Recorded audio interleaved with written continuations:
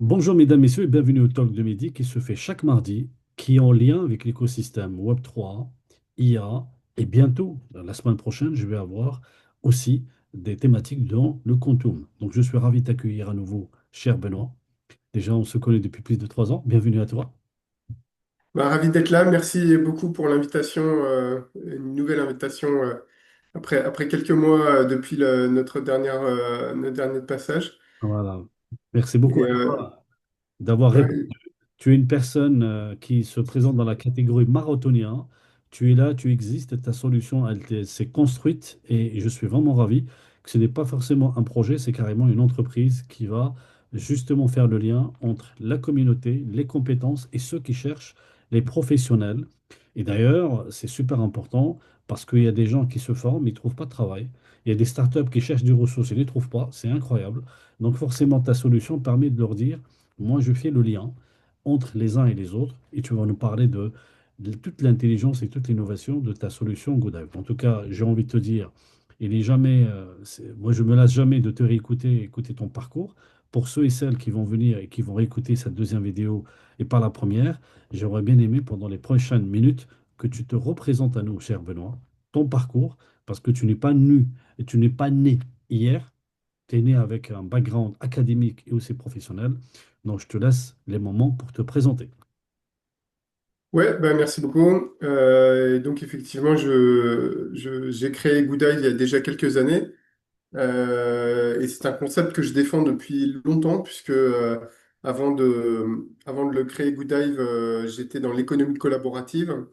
On avait déjà à l'époque une plateforme de location de voitures entre particuliers. Et moi, je portais un projet au sein de l'équipe pour transformer la boîte, pour la rendre collaborative également dans le partage du capital, pour gagner la préférence des loueurs de voitures, des propriétaires de voitures. Euh, J'insiste parce ce- qu'il y a un passage que tu as oublié, que tu as déjà un parcours académique. Tu as fait déjà quoi après le bac? Rappelle-nous, s'il te plaît. Rapidement, j'ai fait plusieurs écoles de commerce, j'ai trois masters en affaires internationales, finance et management. Voilà. Euh, j'ai enchaîné sur du développement IT. À l'époque, c'était en 2000. J'ai travaillé dans une SS2I qui était prêt à me former. J'ai sauté sur l'occasion pour comprendre un métier que je connaissais pas encore, le dev informatique. Donc j'ai fait ça pendant 6 ans et après ça, j'ai enchaîné sur donc un troisième master à l'époque en finance qui m'a permis de rentrer dans une boîte pour faire la fusion-acquisition pendant 8 ans. Ça m'a beaucoup plu. Et puis au bout de 8 ans, j'ai eu envie d'autre chose. J'ai été piqué par le virus du collaboratif. Et voilà, cette histoire avec cette plateforme de location de voitures entre particuliers qui m'a finalement amené à faire du recrutement. J'y suis venu en 2018 au recrutement, j'en avais jamais fait avant, le recrutement tech. Et par la suite, de fil en aiguille, je me suis dit que le bon créneau pour lancer un projet où on partage la valeur avec les membres, c'est plutôt le recrutement tech. Et en particulier le recrutement tech dans le Web3, puisque c'est là que on a un énorme besoin en connexion entre les talents et les projets qui recrutent, puisque comme tu le disais, chacun de leur côté galère pour trouver ce qu'ils cherchent, et que donc on répond à un problème super important de l'écosystème qui est d'aider les entreprises et les talents à se trouver les uns les autres. Pourquoi? Et ce faisant, on le fait avec une solution super innovante, puisque on est collaboratif. Et ce que veut dire collaboratif pour nous, ça veut dire qu'on remet en jeu la commission qui est payée par le client. on la redonne sous la forme de notre token qui est le goût donné à la communauté en échange de sa participation au matching et de manière à avoir des matchs et des recrutements qui sont inégalés en termes de qualité parce qu'ils sont faits par les pairs et que le client peut compter sur une communauté de sachants.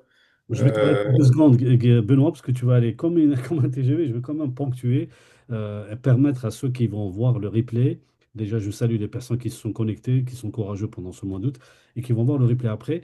Que déjà, ton talent pédagogique n'est pas né de hasard et que finalement, ton parcours académique à plusieurs masters dans la finance et aussi dans tout ce qui concerne l'orientation digitale t'a permis de sensibiliser que il y a toujours des soucis de trouver la bonne personne au bon endroit. En plus de cela, tu es vraiment axé, parce que ce n'est pas le cas de tout le monde, dans tout ce qui concerne donner aux autres, l'entraide, le collaboratif. Parce que ce n'est pas tout le monde que je reçois qui a ce facteur-là.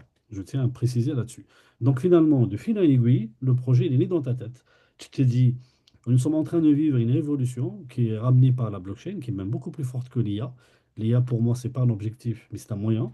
On peut avoir de l'IA pour aider les banques, pour aider les finances, pour aider les projets, pour faire aboutir des projets Web3, tu te dis, il y a quand même quelque chose à faire. Parce qu'il y a des entreprises qui cherchent mais qui ne trouvent pas. Il y a des personnes qui cherchent des postes mais qui ne trouvent pas. Il y a des entreprises start-up qui veulent peaufiner aussi bien dans le Web Studio ou pour vraiment argumenter le pitch deck qui ne trouve pas les bonnes personnes. Donc, tu as lancé GoDive. Et d'ailleurs, tu as l'autorisation de partage, si tu peux me montrer quelques slides de GoDive. Donc, déjà, ça ressemble quand même à une ruche d'abeilles. Et les abeilles, Tout à fait. la première caractéristique d'une abeille, elle n'est pas égoïste. Elle travaille pour la communauté, pour la reine-mère, mais ils travaillent tous ensemble.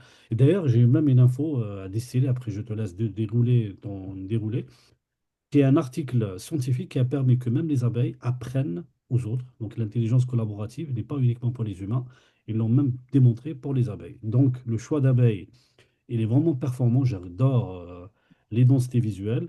Donc de là, tu te dis, je vais créer quelque chose né de mon expérience, de mon parcours, intelligible.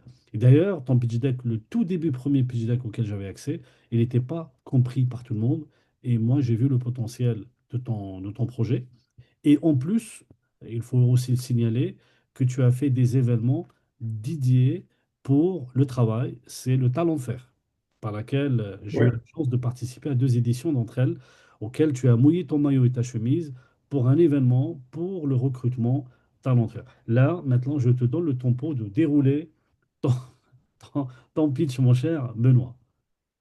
Donc pour reprendre rapidement le pitch, Goodive, c'est une plateforme de recrutement collaboratif pour les talents tech du Web3. Pourquoi le Web3? Ben, parce que aujourd'hui on est sur un marché, petit marché, mais qui a eu des pics de croissance très importants qui vont continuer dans le futur et qui ont fait que, en fait, il y a eu des tensions très fortes sur le recrutement. Et c'est devenu le principal problème du marché, ça a été de trouver les bons talents pour pouvoir grandir plus vite. Super. Ou en tout cas aussi vite que la demande et que les besoins.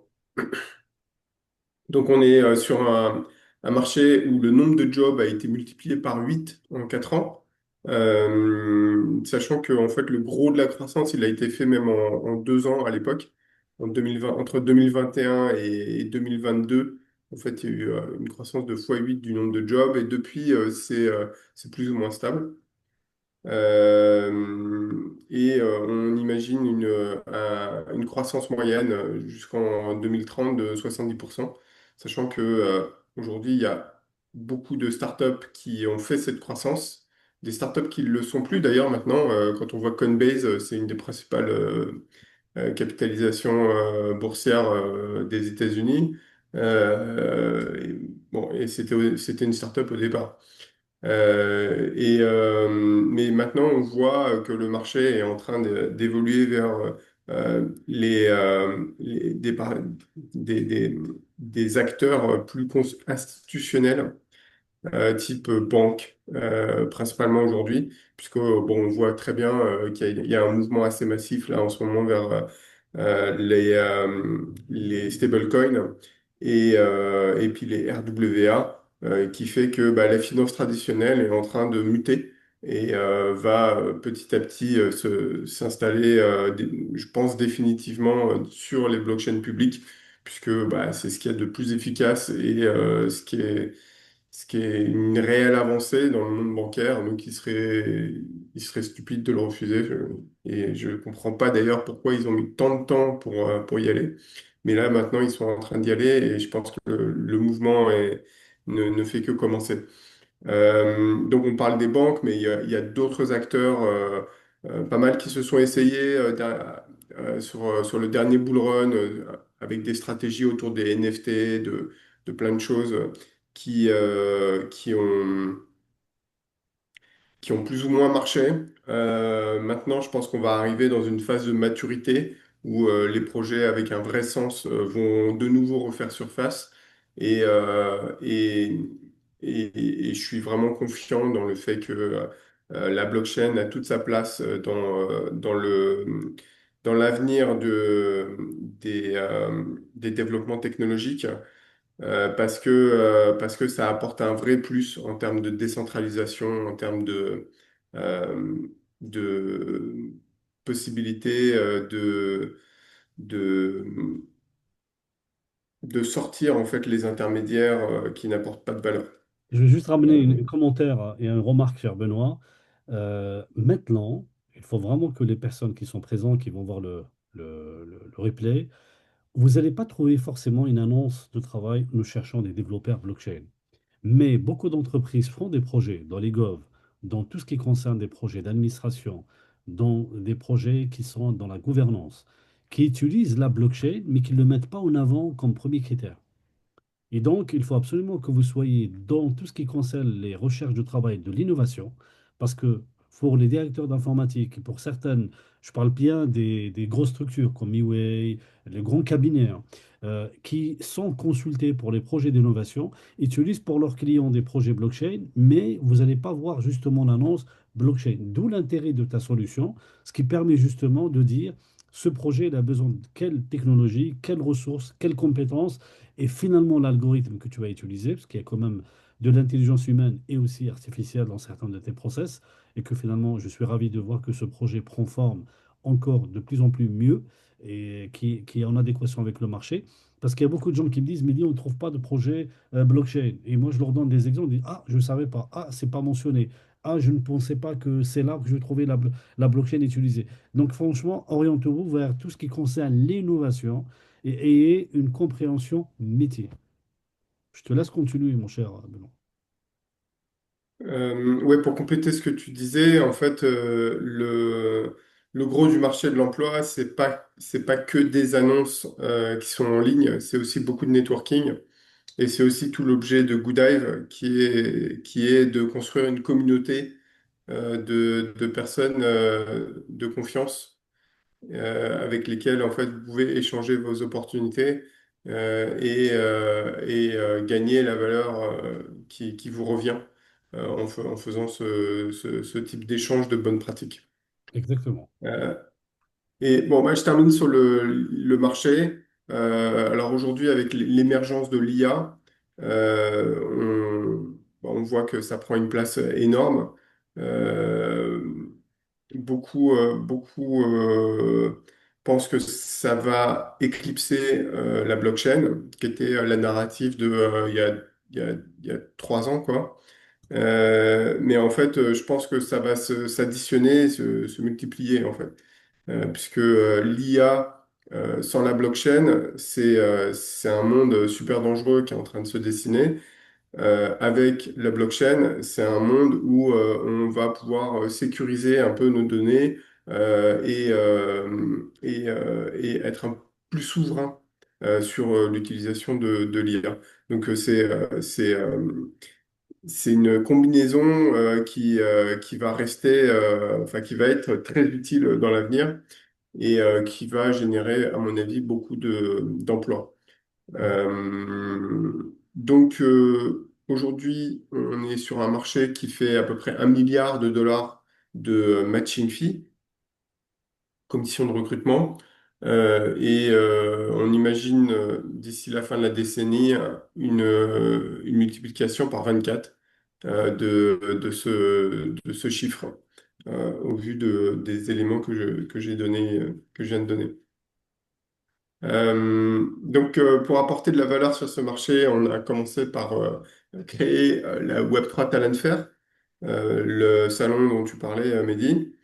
Donc, c'est un salon qui a rassemblé plus de 1500 personnes en 3 éditions depuis 2022. C'est plus des meet-up mensuels qu'on a fait assez régulièrement. On a onboardé une cinquantaine de clients en tout sur le salon, ce qui nous a permis de construire un vrai réseau en fait à la fois de talents et de clients. Et c'est grâce à ce réseau que on lance Good Hive, qui est la plateforme de recrutement collaboratif, où les revenus qui sont générés par les clients sont redistribués sous la forme de tokens à notre communauté. Super. On est les seuls à le faire. Aujourd'hui, on est une solution qui est vraiment dans l'éthos du Web3, qui est autour de la redistribution de la valeur, la décentralisation du recrutement. Donc, on est une solution où les talents sont VT, donc c'est-à-dire ils sont, avant d'avoir un profil public, ils sont interviewés et l'objectif, c'est de retenir les 10% des meilleurs talents tech du Web3. Voilà, on est un peu similaire à TopTal. Je ne sais pas si vous connaissez la plateforme, mais spécifique au Web3. Et par contre, on est les seuls à faire du collaboratif matching et mentoring, qui est un service euh, que l'on propose euh, nativement, où en fait le client peut avoir le choix donc, euh, s'il le souhaite, il peut se faire accompagner d'un recruteur et ou d'un mentor qui sont issus des rangs de la communauté pour faire son recrutement. Le mentor, lui, va valider les compétences techniques du talent avec une analyse poussée de, sa, de, ses- de la technique du talent avant le début de la mission, puis après, il va rester aux côtés du talent pendant toute la durée de la mission afin de l'aider à satisfaire son client. Donc, il va être là un petit peu comme un directeur technique aux côtés du talent jusqu'à la fin de la mission.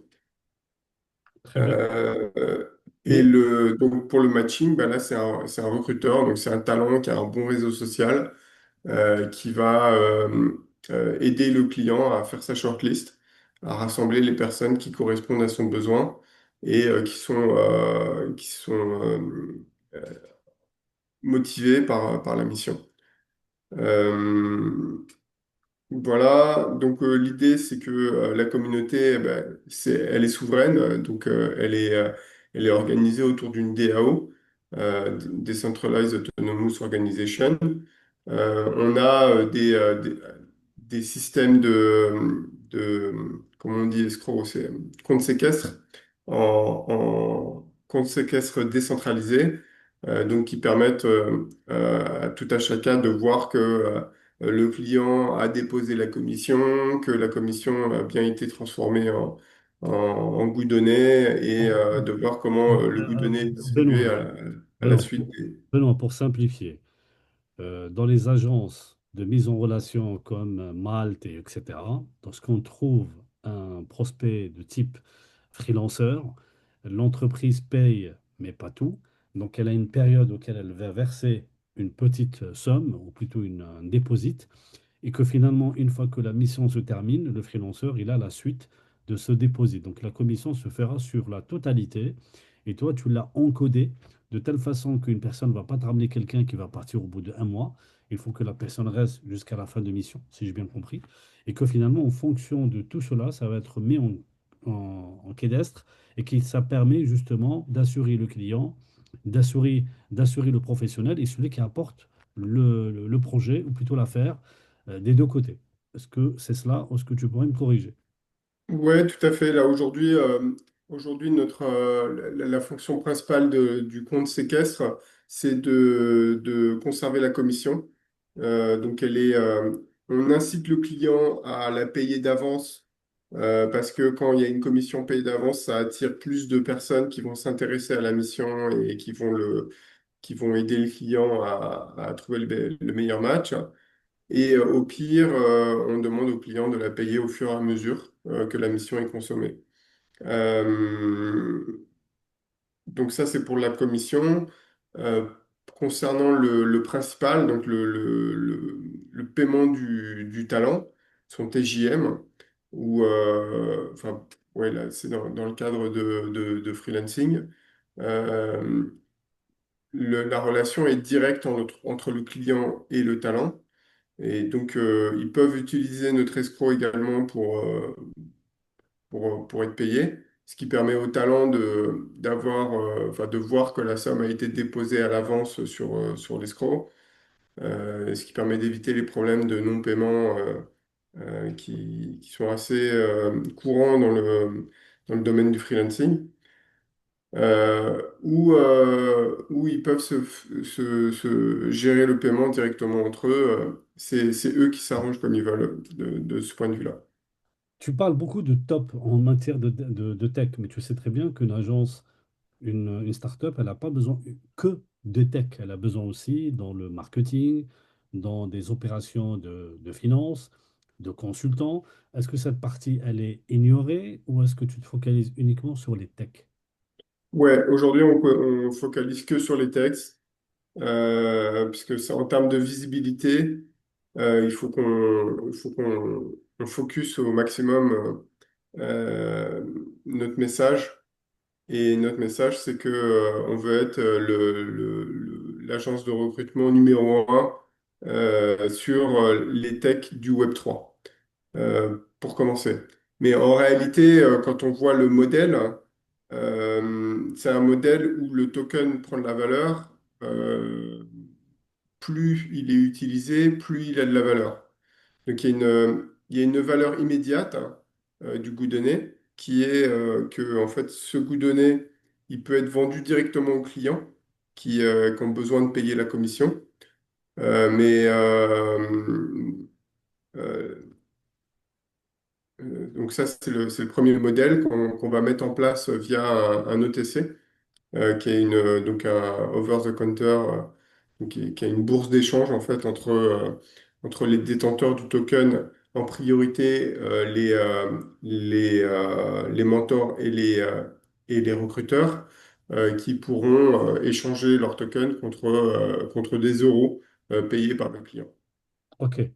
Mais tu n'as pas peur Euh, que des personnes vont te demander d'autres types de profils ou est-ce que c'est à l'étude?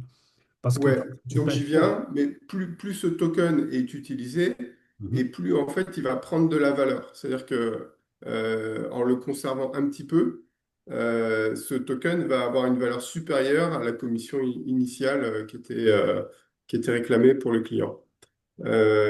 Et donc, notre intérêt, ça va être de multiplier les cas d'usage une fois qu'on aura une verticale qui fonctionne bien sur les tech Web3. Notre intérêt, ça va être d'ouvrir la ruche à d'autres verticales. Et les verticales qui viennent juste après, et c'est effectivement les talents marketing, les talents un peu moins tech, mais qui sont aussi dans le Web3. Après, il y a il y a plein d'autres verticales qui peuvent fonctionner. Euh, bah, je pense notamment au talent de l'intelligence artificielle. Pour commencer, il y a plein de choses également dans l'IA, dans l'informatique, autour des, des technologies, enfin des familles de technologies.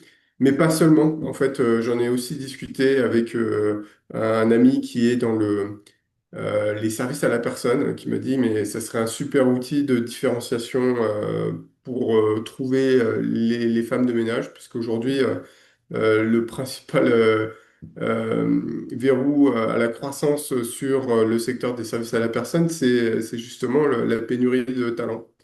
Donc, dans tous les milieux où il y a de la pénurie de talent et où il y a de l'intermédiation, on pourrait déployer une verticale Good Hive. Mais bon, commencer sur toutes les verticales en même temps, c'est pas sérieux.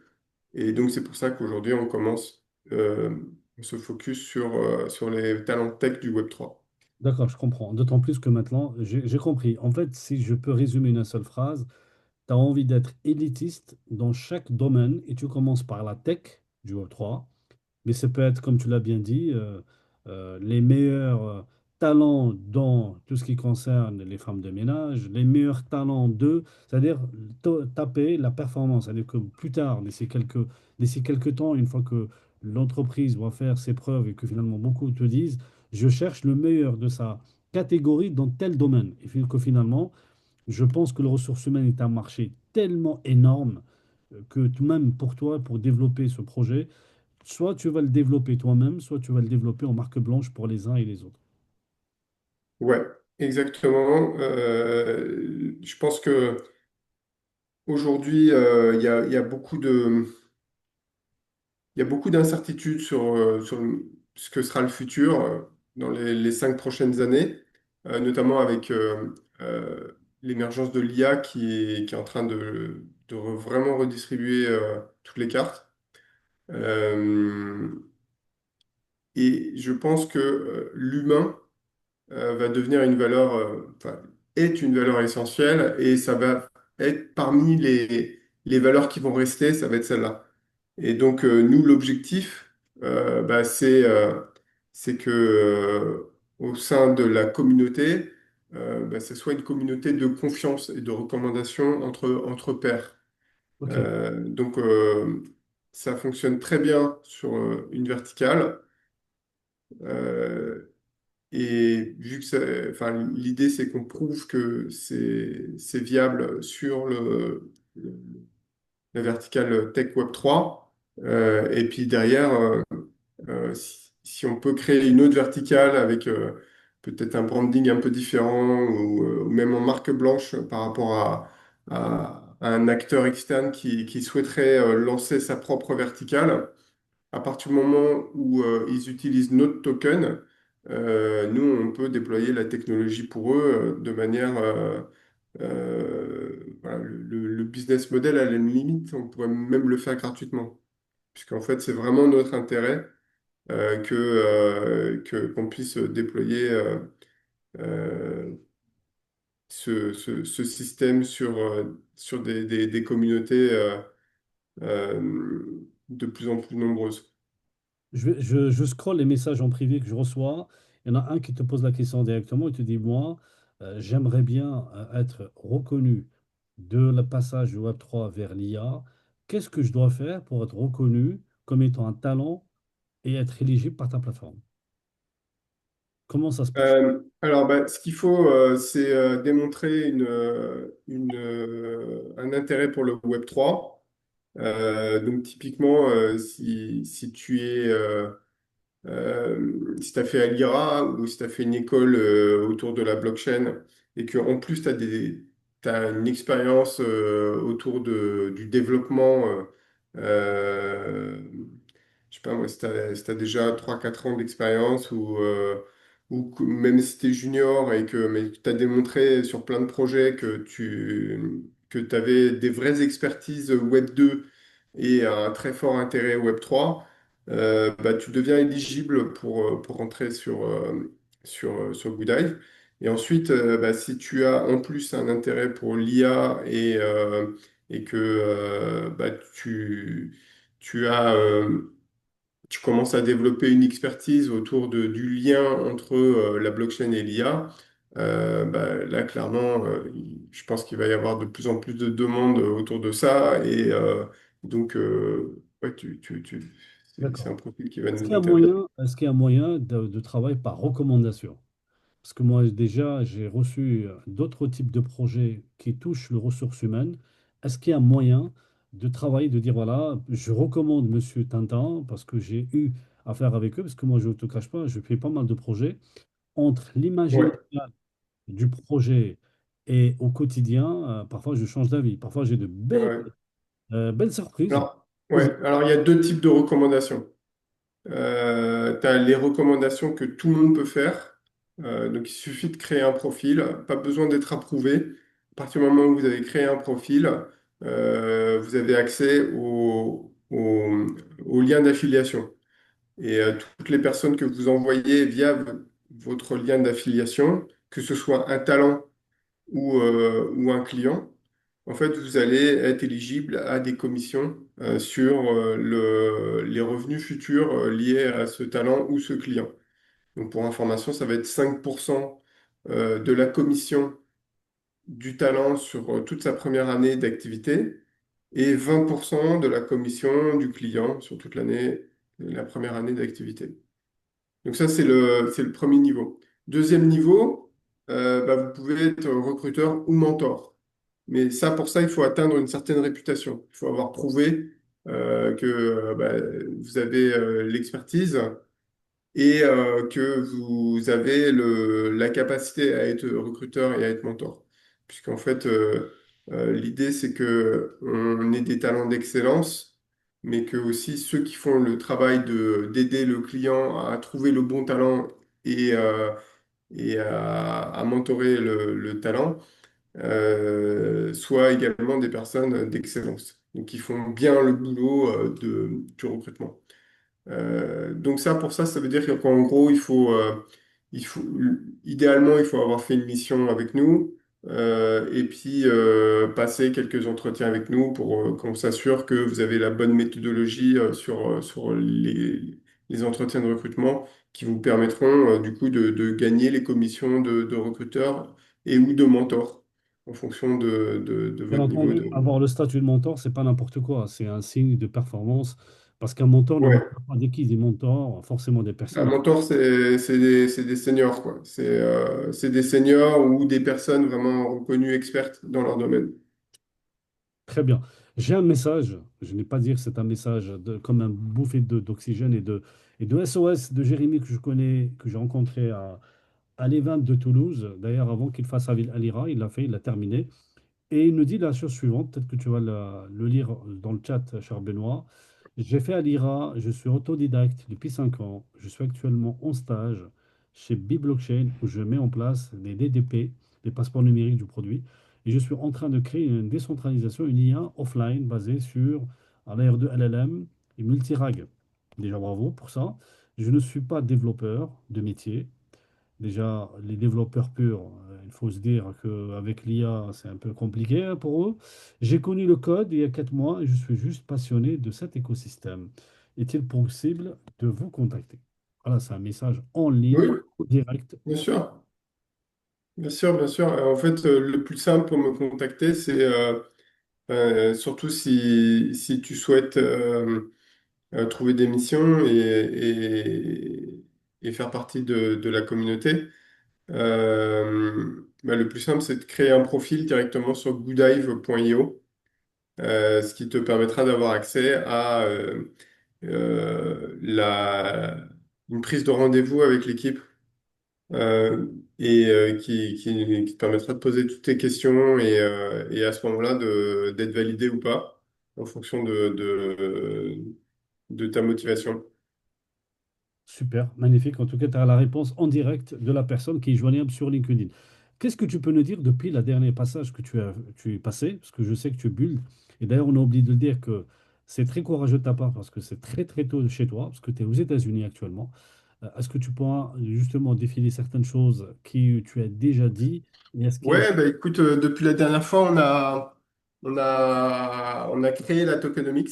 Donc ça y est, là maintenant, elle tourne. Donc on a un token qui s'appelle le Goudonné, qui est un token donc je sais plus si on en avait parlé la dernière fois, mais bon, l'objectif c'était d'avoir une token bonding curve qui émette ce token. Donc une bonne linkure, ça veut dire que chaque nouveau token qui est émis, il est émis avec un prix légèrement différent. Et c'est une pente en fait qui va évoluer, qui est ajustable dans le temps. Donc nous, dans la phase d'initialisation, notre pente, elle est à zéro. C'est-à-dire on vend notre token là, il est à 2 euros pièce. Et puis une fois qu'on aura atteint notre objectif de financement qui est de 1 million, bah, on va commencer la growth phase. C'est-à-dire que là, chaque nouveau token va évoluer avec une pente de 0,003%, ce qui est très très faible. Mais au fur et à mesure de l'activité, en fait, ça va lancer le token assez rapidement de 2 euros à 10 euros.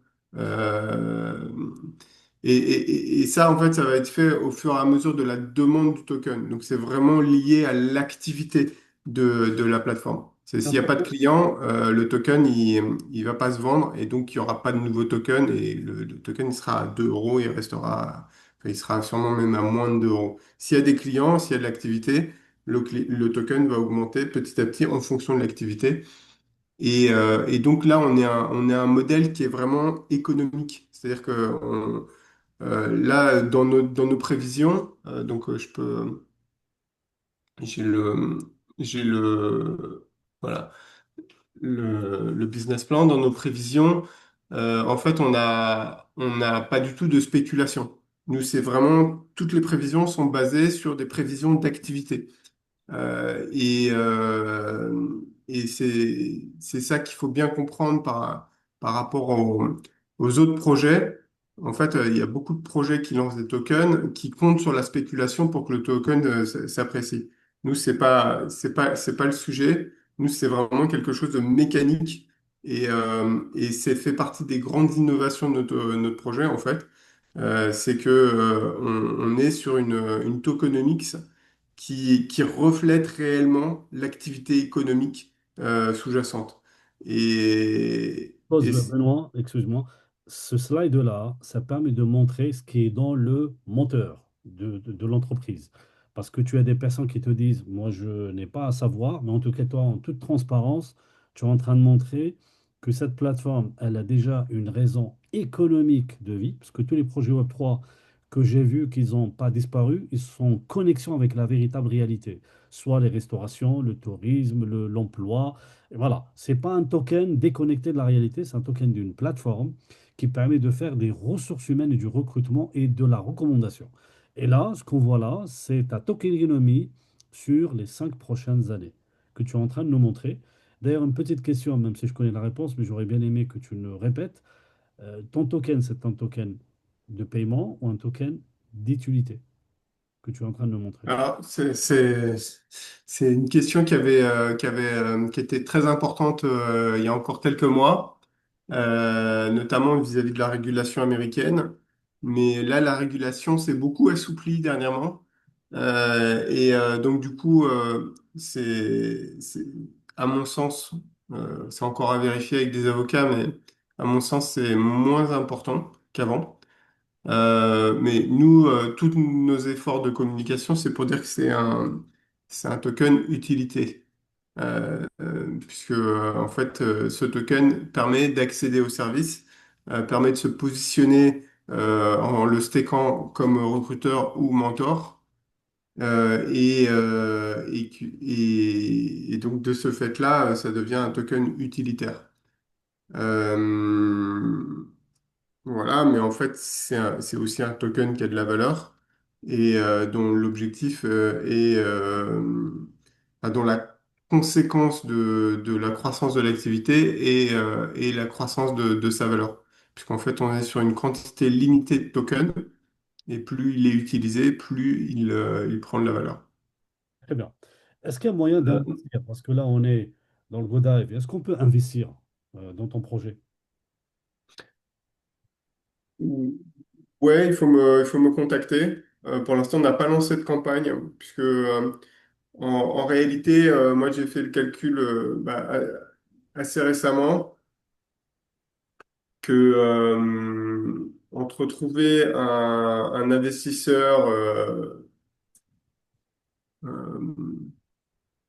un business angel qui va mettre entre 5 et 10 000 euros, ou trouver un client, en fait, qui va générer des commissions entre 5 et 20 000 euros, voire plus, il valait mieux trouver des clients finalement. Parce que de toute façon, même si derrière on a des investisseurs qui viennent, ils seront d'autant plus intéressés pour investir qu'il y a des clients. Donc du coup, on se concentre plus sur les clients actuellement que sur les investisseurs. Super. Très bien. Il y a une question de Karim que je salue dans le chat qui a dit, quelle est votre stratégie sur la répartition de votre token? Je pense que tu as parlé entre-temps. Parce que, voilà. Et c'est top. Ouais, ben là, tu vois, il y a un petit schéma. Bonjour Karim. Donc là, l'idée, c'est qu'il y ait 10% de la supply qui aille au fondateur. Donc c'est l'équipe de fondateurs, ce qu'en fait, toutes les personnes qui vont interagir avec nous dans la boîte, dans le lab, le laboratoire qui développe le protocole. Il y a 14% qui sont pour la DAO. Et donc là, l'idée, c'est d'incentiver les acteurs, les partenaires stratégiques, la communauté, et voilà, avec 14% du token allocation, et tout le reste qui est pour le fonctionnement du protocole, donc pour les clients et puis les investisseurs qui veulent se positionner sur notre valeur. Super. Bah, écoute, et d'ailleurs, sur la plateforme, combien vous de développer le potentiel? Je pense que tu pourras le montrer. Il a des churn tokens, c'est-à-dire, tu as dit tout à l'heure churn token. Attends, j'ai pas compris. Tu peux parler plus fort? Tu peux le voir sur le chat, la question, hein. Ah, Comme ça, tu vas voir l'orthographe précisément comme il l'a bien écrit. churn token. Alors, ça devait être dans la partie. Où est-ce que j'ai mis ça? C'était dans le business plan. Churn. Oui. Donc là, Voilà, tu vois. c'est que en fait, la valeur du token, elle dépend de la demande de token et de la vente de token. Et donc, le churn, c'est ceux qui vendent leur token. Et là, sur les projections qu'on a fait, c'était ceux qui vendaient à la buyback reserve. Donc, j'ai pas, voilà, il faut que peut-être que je sois un peu plus précis sur la bonding curve. Donc, la bonding curve, c'est une courbe d'émission du token où le prix en fait évolue selon la pente qu'on lui donne. Et en dessous de cette courbe, il y a une deuxième courbe qui est une courbe qui va récupérer une partie de la vente du token pour constituer un trésor et un smart contract qui permet d'être un acheteur de dernier ressort du token. Donc, ce qui permet à tout investisseur ou tout détenteur du token, s'il ne trouve pas preneur sur le marché, d'aller sur la buyback reserve pour revendre son token, même avec une forte décote, euh, euh, au, au, au smart contract de, la buyback reserve. Donc, juste là sur le business plan, on voit que au départ, donc sur la première année, on vend le token à 2 euros au cul de la bonding curve et que la buyback reserve, en fait, elle est à quelque chose de proche de zéro.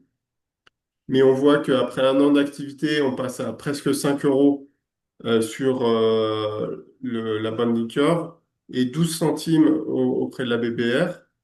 Et avec les projections qu'on a, bon, qui sont ce qu'elles sont, euh, C'est un projet là, si on arrive à faire de, de 2 millions de jours, c'est quand même pas mal en année 5. Ça fait quand même, ça veut dire qu'on aura vraiment bien réussi. Mais on pourrait encore mieux réussir que ça. Mais bon, là, si on arrive à ça, c'est déjà on est sur un fort succès. On arrive à un token qui est à 55 euros en prix d'émission et à 22 euros en buyback reserve. Donc, ce qui veut dire que ceux qui auraient eu le token ici, enfin entre les deux, bah, en restant quelques années, ils pourront revendre automatiquement à la buyback reserve à 22 euros ou alors au marché autour de ce prix-là, autour de 55 euros. En fait, tu veux bien que ton token soit conservé, au moins d'encourager la conservation. T'as pas envie. Voilà, exactement. En fait, la conservation du token offre beaucoup de droits, notamment sur la DAO, et de droits également opérationnels pour là, les premiers cas d'usage auxquels on pense, c'est plutôt le staking pour être recruteur ou mentor. Mais demain, ça pourrait être également des sujets autour du placement de- des offres de job pour les clients ou du positionnement de ton profil pour les talents. Super. On arrive vers la Voilà, fin. sachant enfin pour les talents, je pense qu'on va pas trop jouer là-dessus non plus parce que il faut que tout le monde ait la même chance d'être sélectionné. Mais pour les clients, je pense que ça fait sens que en stakant des tokens, ils pourront avoir une position plus visible vis-à-vis de la communauté de talent. Super, on arrive vers la fin. En tout cas, je te remercie beaucoup. Mais n'oublions pas juste de te dire que le succès de ce projet, hormis la robustesse de sa token économie et la partie technique, réside aussi sur l'humain, sur le recrutement, sur les contrats que tu peux développer, parce que tu peux avoir le meilleur projet du monde. Il faut absolument le développer et taper à la porte des entreprises et attirer les talents pour eux. C'est cette jonction qui fait que ce projet-là, parce que ça ressemble à un projet de plateforme, qui permet de relier les utilisateurs et les consommateurs du même service. C'est comme un projet de rencontre. Il nous faut des hommes, il nous faut des femmes pour les marier. Donc cela, sur le succès, je compte sur toi et sur ton équipe pour pouvoir le faire. Sur ce, je remercie tous ceux qui ont en cette période d'août, et je te remercie Jérémy pour tes commentaires, Karim et aussi Anthony qui nous a rejoints en bout de chemin, qui sont des fidèles du talk. Vous avez la possibilité de contacter Benoît que je salue, qui est très tôt le matin depuis les États-Unis, qui va venir bientôt en France, par LinkedIn. Si vous avez des questions sur comment affilier votre profil, le contacter pour vendre vos services, ou tout simplement si vous avez besoin d'autres questions qui n'ont pas été dites ou redites dans ce talk. Mon cher Benoît, je te rends envie de te dire merci beaucoup. C'est toujours un plaisir pour moi de te voir. Tu as réussi d'être technique quand il faut et pédagogue quand il faut aussi. N'oublions pas que ton projet, il a une utilité énorme. Et moi, je crois beaucoup à ton projet. Merci beaucoup, Mehdi. C'était un grand plaisir de participer, de revenir une nouvelle fois. Merci pour les questions, Jérémy, Karim et les autres. Et bah, au plaisir de vous rencontrer de nouveau là sur LinkedIn ou ailleurs. Bien sûr. Sur ce, mesdames, messieurs, je vous souhaite une excellente fin de journée. J'ai envie de dire à très vite, à très bientôt. Et à Benoît, n'oubliez pas, de passage de Paris, tu me fais signe et ce sera toujours un plaisir pour moi de te voir en live. Sur ce, mesdames, messieurs, j'ai envie de vous souhaiter une très belle journée et je salue les personnes qui vont nous revoir, bien entendu, dans le replay. Merci beaucoup à vous. Bye bye.